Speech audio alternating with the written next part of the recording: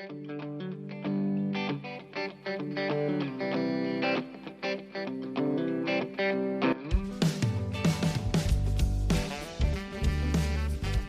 for tuning in and welcome back to Moments That Matter. This week we pick up with part 2 of our conversation with Jessica Mussro, world citizen and poet. What did you find to be the most endearing element or elements of Middle Eastern culture? It does vary depending where you are. Culture is very different country by country. Maybe the need to make you have tea or coffee at any time for any reason. It's considered polite, so it is offered out of politeness. It's like the bare minimum is to offer someone tea or coffee. It doesn't actually mean they like you, but it can be offered with a degree of enthusiasm that's hard. You can't really say no, and so you end up being a lot more caffeinated during any time you're visiting than at any other point in your life, because you don't want to offend people. You might not be there long enough to figure out how to do that politely. And in the southern United States, we talk about sweet tea. We don't know anything about it's a very similar it's a very, very similar cultural element. Yes. Just happens to be hot instead of cold. Mm-hmm. Yes, it's just hot instead of cold. It is equally sweet. It is amazingly sweet. Yes. Yeah. I was in a Syrian home and I thought I knew what sweet tea was. I had no idea. No. My son used to talk about how he'd love to come back from Ukraine to the States, and he'd go to Wendy's and have sweet tea, and it would be so sweet that it would make his teeth rattle. And I thought, actually, I have now had that experience. Oh my goodness. Yes. Someone in Morocco showed us how Moroccan green tea is made. So there's a particular kind of green tea that's made with mint, fresh mint, like a whole wad of it stuffed into a teapot. But it is stuffed into the teapot with green tea with cubes of sugar. And when I say cubes, I mean rectangles of sugar, about this big, 2 to 3 inches long, an inch wide, and you stick them into the teapot. And our hostess was very gracious. I think she only put maybe 2 in. She said, because I'm a nurse and I understand what sugar does to you. She's like, but here, everyone is suffering from diabetes because of how much sugar we put in our tea. So depending on who's making your tea, there may be more cubes that get put in the teapot, but we're just going to stick with 2. Yeah, the combination of caffeine and sugar. Wow. It's incredible. It's really, and you drink it at night. Mm-hmm. Like to wind down, you drink like coffee. Late. Yeah. to wind down. I think there's a genetic immunity to what we consider the effects of caffeine. I don't think that applies. I don't think so. It was the same in Ukraine with the green tea, which is apparently the most caffeinated. Yes. And they couldn't feel it. I mean, at all. And I would just have to, like, at some point, Yeah, at some point you have to say, I cannot. I can't keep up with you. Right. Drink me under the table. Yeah. Our Ethiopian friends, when I was in East Africa, the exact same way. And I know a man who was caught up to the third heaven and had an entirely psychedelic experience of about this much coffee. And I don't know how it's even possible. I have no clue. But goodness. It was so funny. Some of our Kenyan friends complained about the amount of sugar in American food, but then they drank the tea that was so sweet. It was amazing. Hot, sweet, and wonderful. Yep, it's true. It's true. I do really miss the easy availability of Turkish coffee when I'm here. It's so hard. It's so hard to find. And I miss that you can just get it anywhere. Mm-hmm. Well, Jess, you are now a published author. That's pretty exciting. Yeah. I am. It's surreal. So that book just came out. Can you tell us how that book came about? Yeah, so the the managing director, author, editor person, David Tenson, is a self-published poet out of Australia.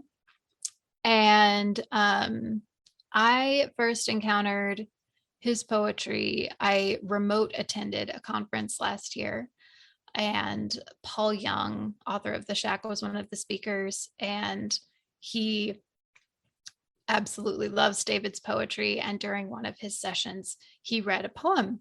And I was struck. I said, well, that's actually very good. Who is that person? And I rewound, on the recording, I found it again, rewound, and I wrote down, okay, I need to look this person up.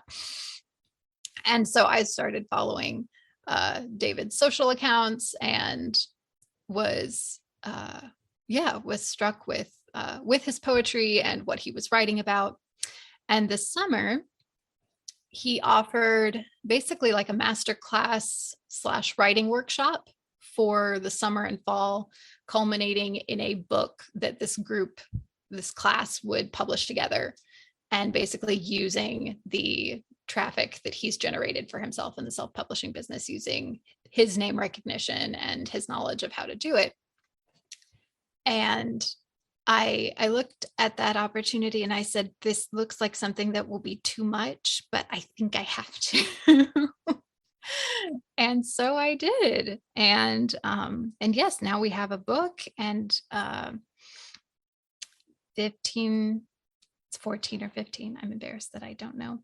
10 of us in the class all have a number of pages in it, and it is really, really neat to have sort of a physical representation of what those 5 or 6 months were like. Yeah, and so you've got 5 poems that you contributed. Are they recent works? Is that what you were working on over the summer, or some Some a of little them bit are. older? Yeah, they're a mix. Some of them are ones that I wrote during the workshop period, and a couple are older ones that I've had. Yeah. Okay. And just for fun, how long you've been writing poetry? Oh goodness.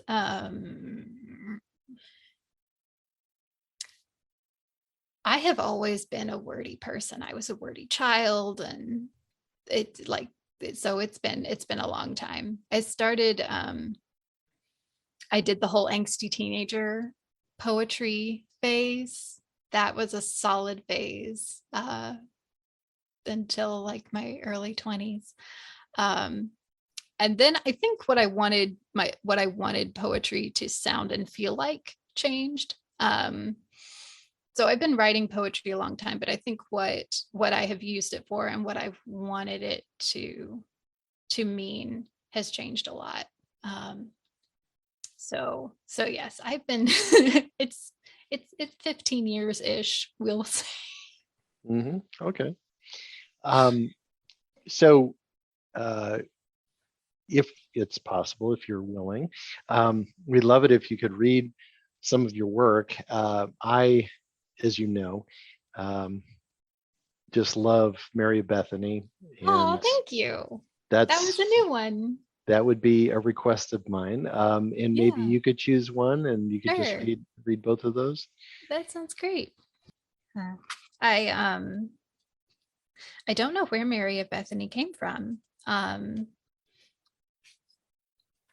But some way, somehow I started realizing that it seemed very unusual that whenever their family is described, it's 3 siblings living together. It's Mary and Martha and Lazarus, and they're living together in a house. And I started thinking, that's awfully odd. These sound like grown-ups. Like these are grown people, and it's 3 siblings all living together. It doesn't say anyone's married. That's very strange.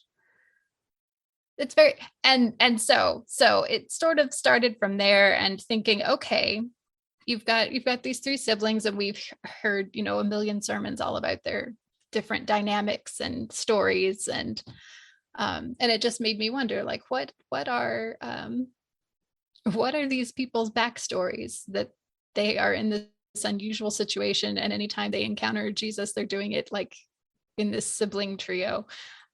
So somewhere along that line, I started wondering what Mary's story might have been like. And so this is Mary of Bethany. My mother, grandmother, aunts saved for years, bargained and harassed a dozen merchants for this fragrance, then hid it away beyond my reach, even for a reverent sniff. For your wedding, they told me again and again. This is your future, much discussed over and over cups of grape wine and sage tea, graying heads with sly smiles. This is what love will smell like when it finds you. That's how I recognized him. Through slow years, their voices hushed, and my father died too. Love might have found me earlier, but I was busy with grief and staying alive. He drew me beyond survival. I had nothing to give him besides this expired future, its translucent box. Be still my heart. I love it. Oh, thanks. What else you got for us?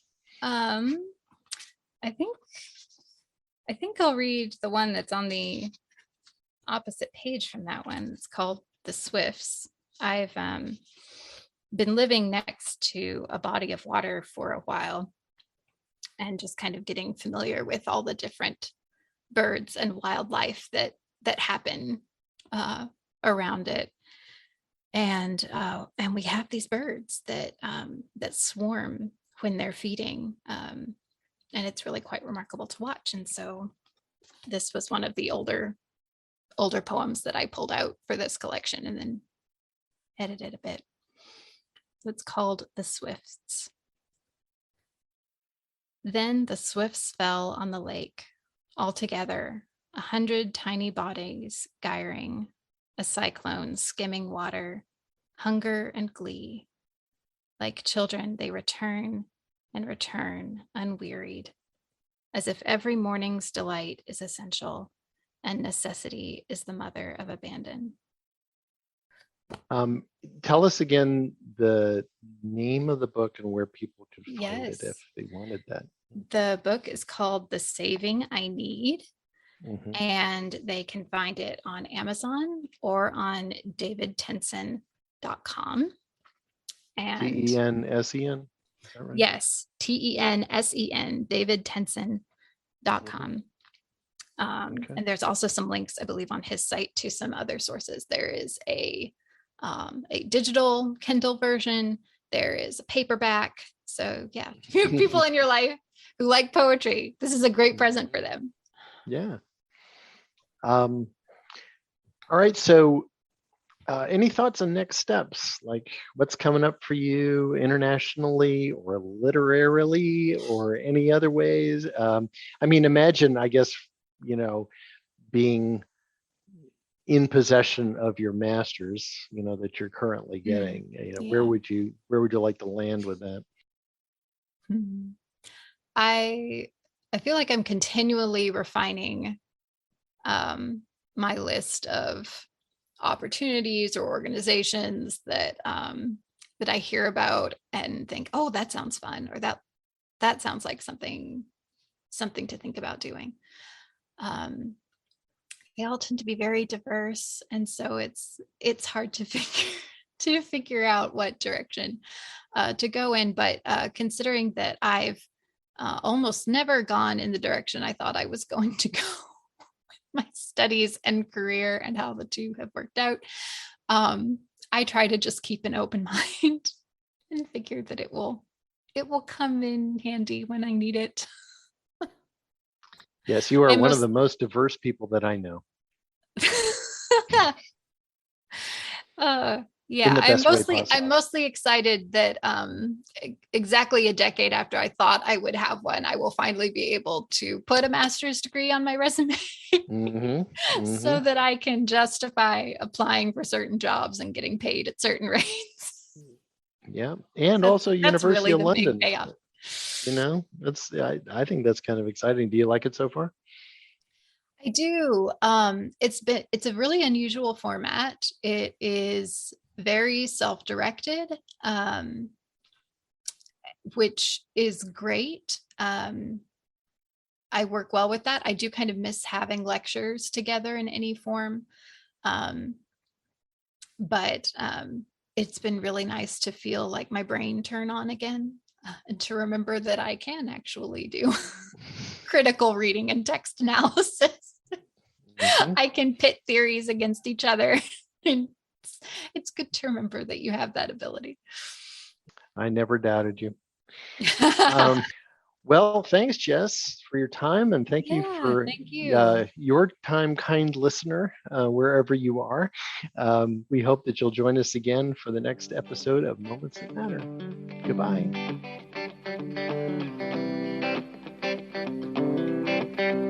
Thanks for listening to Moments That Matter, a podcast that looks at the moments in our lives that come along from time to time that have consequences long after the moment, especially those moments that have to do with the choice of vocation.